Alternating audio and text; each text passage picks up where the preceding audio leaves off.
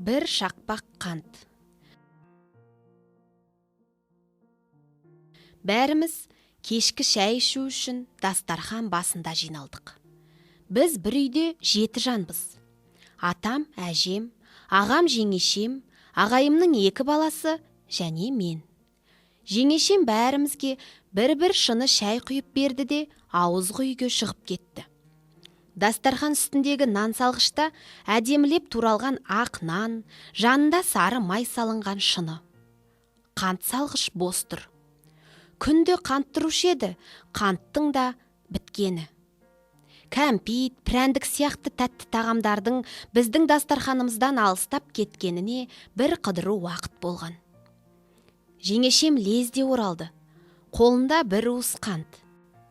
Қант бітіпті, бар жоғы 5-ақ шақпақ қалыпты, деп біреуін әжемнің алдына қойды, біреуін маған берді, екеуін 2 баласына беріп, ең соңғы қантты өзінің алдына қойды. Атам мен ағайым тәттіге құмар адамдар емес, нанға май жағып шәй ішіп отыр. Тез-тез шайларын ішіп, баталарын жасады да, атам газет оқуға, ағайым телевизор көруге тұрып кетті. Біз әлі шәй ішіп отырмыз. Субаға қантымызды жеп алғанбыз. Тек жеңешем қантын жеген жоқ. 2 бауырымның көзі сол қантта. Жалтақтап, аналарына бір қарайды, қантқа бір қарайды. Жегілер келіп отыр. Бір кезде жеңешем қантты ортасынан бөлді де 2 баласына берді. Өзі жегісі келіп отырса да жеген жоқ. Шынысын қолына алып, аузына апара берген әжем бір нүктеге тесіліп қарады да қалды. Біз не болғанын түсінбей бір-бірімізге қарадық. Жеңешем маған ым қақты. Онысы не болғанын сұра дегені. Мен әже дедім. Не болды, не ойлап кеттіңіз дедім.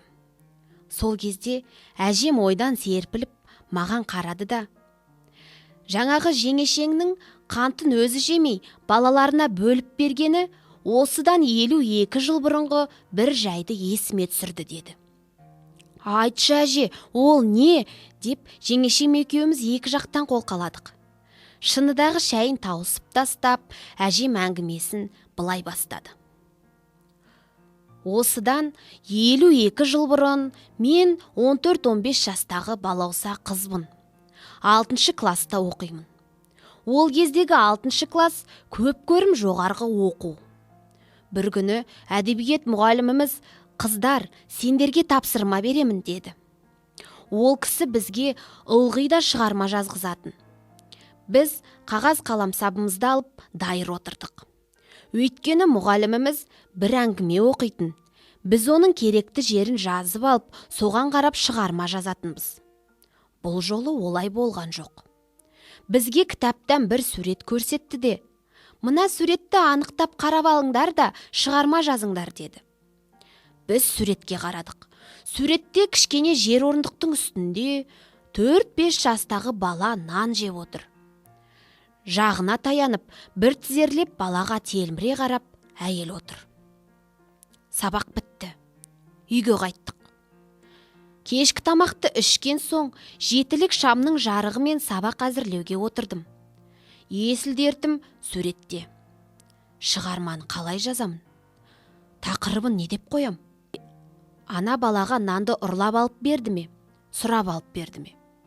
Ананың телміре қарап отырғанына қарағанда, ауру жүдеу ана аш баласына нанды сұрап алған болуы керек деп ойладым. Мен шығарманың тақырыбын бір жапырақ нан деп алып жаза бастадым. Аласа жер тамның кішкентай терезесінен сыздықтап жарық түсті. Пештің жанында бүрісіп жатқан ана жастықтан басын көтеріп, киімдерін кие бастады. Анасының қимылынан оянып кеткен бала жыламсырап: қарным ашты, апа, деді. Қозғалмай осылай жат ботам, мен саған нан әкелемін деп, баласын қымтап жауып, құрақ дорбаны қолына алып, тозығы жеткен есікті сықырлатып ашып сыртқа шықты. Қыстың қақаған аязы ананың тозығы жеткен киімдерінің ішіне кіріп жайласып алды. Ол дірілдеп тоңып кетті. Сонда да алған бетінен қайтпай, өзі тұратын көшедегі тағдырлас көршілердің есігіне тоқтамай, ауқатты адамдар тұратын жаққа қарай жол алды. Алғашқы қақпаға келіп тоқтады. Қақпаны қағып еді, дыбыс болмады.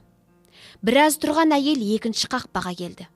Мұнан да дыбыс ала алмай, осылайша 5-6 қақпалардан да асып кетті. Титығы құрып, шаршаған, ауру әлсіз ана үлкен жасыл қақпаға келіп тоқтады. Суықтан қызарып тоңған жұдырығымен қақпаны қақты. Ар жағынан иттің ырылдаған даусы естілді.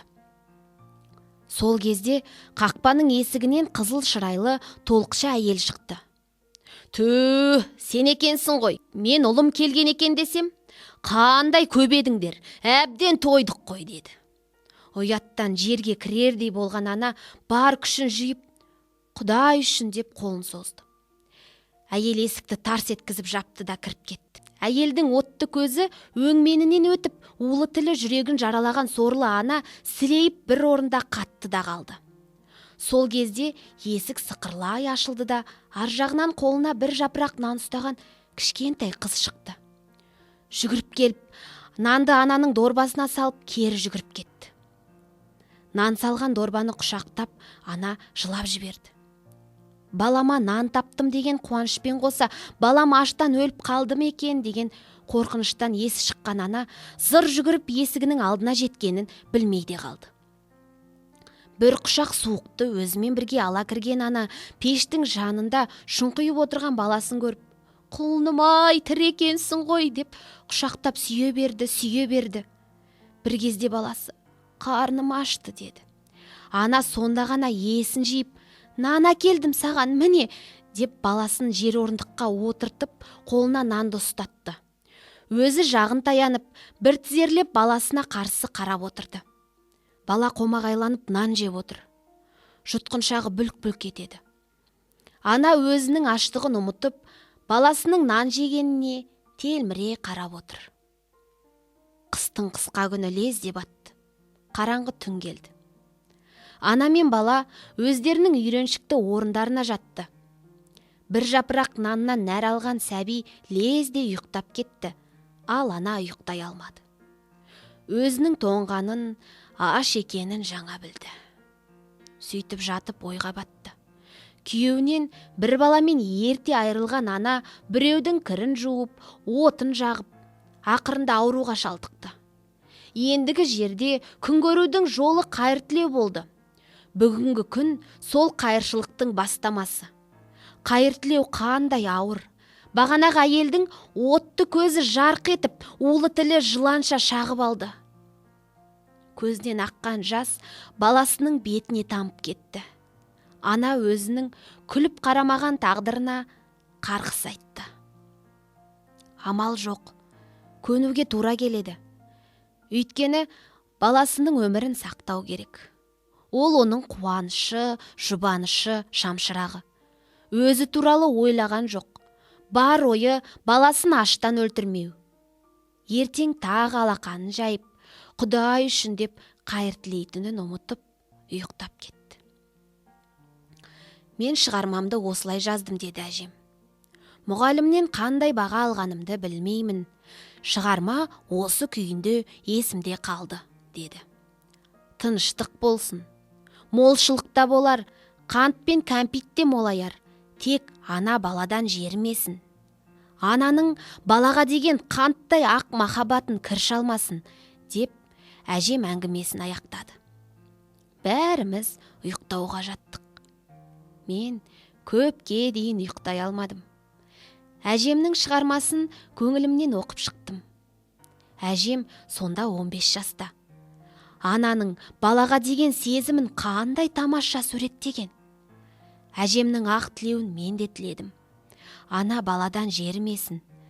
Ананың балаға деген сезіміне құлау түспесе екен. Қазіргі бой жеткендер болашақ аналар ғой деген сезімде ұйықтап кеттім.